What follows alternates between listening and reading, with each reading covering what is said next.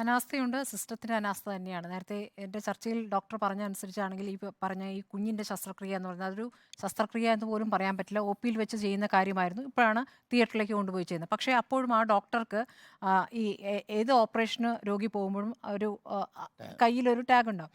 അത് അങ്ങനെ ഒരു അതിൽ എഴുതി വെച്ചത് പോലും നോക്കാൻ പറ്റാത്തത്ര തിരക്ക് എന്ന് പറയുമ്പോൾ 10, 27 ഓപ്പറേഷൻ ചെയ്യേണ്ട ഒരു അവസ്ഥയിലേക്ക് വരുമ്പോൾ അദ്ദേഹം ഒരു വല്ലാതൊരു ബുദ്ധിമുട്ടിലായി. അതുകൊണ്ടാണ് അതിന് ശേഷം എനിക്ക് പിഴവ് പറ്റിയെന്ന് അദ്ദേഹം സമ്മതിക്കുകയും ചെയ്തിരിക്കുന്നത്. അപ്പോൾ ഈ സസ്പെൻഷനപ്പുറത്തേക്കുള്ള വലിയ നടപടിയിലേക്ക് പോകുന്ന ഒരു ചോദ്യം അവിടെ നിൽക്കുന്നു. ഡോക്ടർമാർ പറയുന്ന ഒരു പ്രധാനപ്പെട്ട കാര്യമുണ്ട്. ഇപ്പോൾ ഈ കോഴിക്കോട് മെഡിക്കൽ കോളേജ് 4 മെഡിക്കൽ കോളേജുകൾ പ്രവർത്തിക്കേണ്ട രീതിയിലാണ് ഒരു മെഡിക്കൽ കോളേജ് പ്രവർത്തിക്കുന്നത്. അപ്പോൾ എന്തൊരു ഗതികെട്ട അവസ്ഥയാണ്. അപ്പോൾ ഇവിടെയൊക്കെ ഒഴിവുകളുണ്ട്. ആ ഒഴിവുകൾ എന്താണ് നികത്താത്തത്? അതൊരു പ്രധാനപ്പെട്ട പ്രശ്നമല്ല. ഇപ്പോൾ സർക്കാർ ആരോഗ്യവകുപ്പ് അടിയന്തരമായി ശ്രദ്ധിക്കേണ്ട കാര്യങ്ങൾ ഇതൊക്കെയാണ്. ഡോക്ടർമാർ ഇങ്ങനെ പിഴവ് വരുത്തുന്ന അവരുടെ ബുദ്ധിമുട്ടുകൊണ്ടാണ്, നിവൃത്തിയില്ലാണ്ടാണ്, അവർക്ക് സമയമില്ലാഞ്ഞിട്ടാണ്. അതുകൊണ്ടാണ് അത് ശസ്ത്രക്രിയയ്ക്ക് മുമ്പ് രോഗിയോട് ഇങ്ങനെയാണ് ഇതിൻ്റെ കാര്യങ്ങൾ ചെയ്യാൻ പോകുന്നത് എന്നുള്ള കാര്യം വിശദീകരിക്കാനൊക്കെ പറ്റുന്നില്ല. രോഗിയും ഡോക്ടറും തമ്മിലൊരു സംസാരം നടക്കുന്നില്ല. അതാണ് ഇപ്പോൾ രണ്ടാമത്തെ കേസിൽ ഇന്ന് നടന്നിരിക്കുന്ന കേസിൽ അതാണെന്ന് ഞാൻ മനസ്സിലാക്കുന്നത്. അത് ഡോക്ടറുടെ പിഴവായിട്ടല്ല ഞാൻ മനസ്സിലാക്കിയത്. ഇന്നിപ്പോൾ ഓർത്തോപീഡിക് സർജനാണ് നമ്മുടെ ചർച്ചയിൽ പങ്കെടുത്ത ആളും. ആ ഡോക്ടറും പറയുന്ന കാര്യം അതിലൊരു പിഴവില്ല. വേണമെങ്കിൽ ഇപ്പോൾ തന്നെ പരിശോധന നടത്തട്ടെ എന്ന് തന്നെയാണ് ഡോക്ടർ പറയുന്നത്.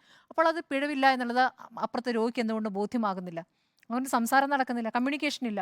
അപ്പോൾ അതൊരു വലിയ പ്രശ്നം തന്നെയാണ്. ആ പ്രശ്നം ഡോക്ടർമാർക്കിടയിൽ തന്നെ ശസ്ത്രക്രിയയ്ക്ക് മുമ്പ് ഒരു ചർച്ച നടക്കാറുണ്ടെന്ന് പറയുന്നു. ആ ചർച്ചയൊക്കെ നടക്കുന്നുണ്ടോ? അതിനുള്ള സമയമില്ല എന്നുള്ളതാണ്. അപ്പോൾ ഇത് അടിയന്തരമായി ആരോഗ്യവകുപ്പ് സർക്കാർ പരിഗണിക്കേണ്ട വിഷയമാണ്. ശരിയാണ് പറഞ്ഞത്, സ്വകാര്യ ആശുപത്രികളെ സംബന്ധിച്ച് ഒരുപാട് പിഴവുകളൊക്കെ സംഭവിക്കുന്നുണ്ട്. നമ്മളായാലും ഒരു സ്വകാര്യ ആശുപത്രി എന്ന് പറഞ്ഞാൽ വാർത്ത കൊടുക്കുക ആദ്യം, അല്ലേ? നമുക്കറിയാം അങ്ങനെ കൊടുക്കാൻ പറ്റുമോ എന്നുള്ളൊരു പ്രശ്നം വരുന്നുണ്ട്. അതിനുശേഷം ആ രൂപത്തിലൊരു പരാതി, ഇന്ന ആശുപത്രി എന്ന രൂപത്തിലുള്ള പരാതിയിലേക്ക് വരാൻ ഇപ്പോൾ പരാതിക്കാർ തന്നെ ആ രൂപത്തിൽ വരുന്നുണ്ടോ? ധൈര്യമില്ല. പല പ്രശ്നങ്ങളുണ്ട്. അപ്പോൾ പലതരത്തിലുള്ള സമ്മർദ്ദങ്ങൾ പല ഘട്ടങ്ങളിലും ഉണ്ടാകുന്നുണ്ട്. അപ്പോൾ അവിടെ നടക്കുന്ന പിഴവിൻ്റെ അത്ര വരില്ല സർക്കാർ ആശുപത്രികളിൽ നിന്നുള്ളതാണ്. ഇന്നിപ്പോൾ ഹർഷീനയുടെ പ്രതികരണമാണ് എനിക്ക് ഏറ്റവും നല്ല പ്രതികരണമായി തോന്നുന്നത്. അവരിപ്പോൾ ഒരു 5 വർഷമായി ഈ ഡോക്ടർമാരുടെ പിഴവ് മൂലം 5 വർഷമായി വേദന അനുഭവിച്ചുകൊണ്ടിരിക്കുകയാണ്. തുടർ ശസ്ത്രക്രിയകൾ നടത്തിക്കൊണ്ടിരിക്കുകയാണ്.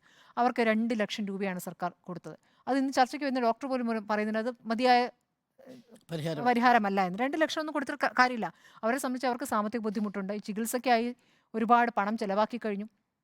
ഇപ്പം ജനങ്ങളുടെ കയ്യിൽ നിന്ന് പണം പിരിച്ചുകൊണ്ട് ഒരു ശസ്ത്രക്രിയയിലേക്ക് പോകേണ്ടി വരുന്ന നാണം കെട്ട അവസ്ഥയെന്നാണ് അവർ പറയുന്നത്. ഒരു നാണക്കേടിൽ നിൽക്കുക. അപ്പോഴും അവർ പറയുന്നത് മെഡിക്കൽ കോളേജിൽ നല്ല ഡോക്ടർമാരാണ്. ആ വാക്കുകൾ അത് എത്ര അവർക്ക് വേണമെങ്കിൽ ഒരു പ്രതികാര ബുദ്ധിയോടെ പറയാമല്ലോ. അവർ പറയുന്നത് ഇപ്പോൾ മെഡിക്കൽ കോളേജിൽ നല്ല ഡോക്ടർമാരുണ്ട്. പക്ഷേ ഈ സംവിധാനം ഒരു പിഴവ് പറ്റുമ്പോൾ ആ പിഴവുമേൽ കൃത്യമായ നടപടിയിലേക്ക് പോകുന്നില്ല എന്നുള്ളത് സർക്കാരിൻ്റെ പിഴവാണ്.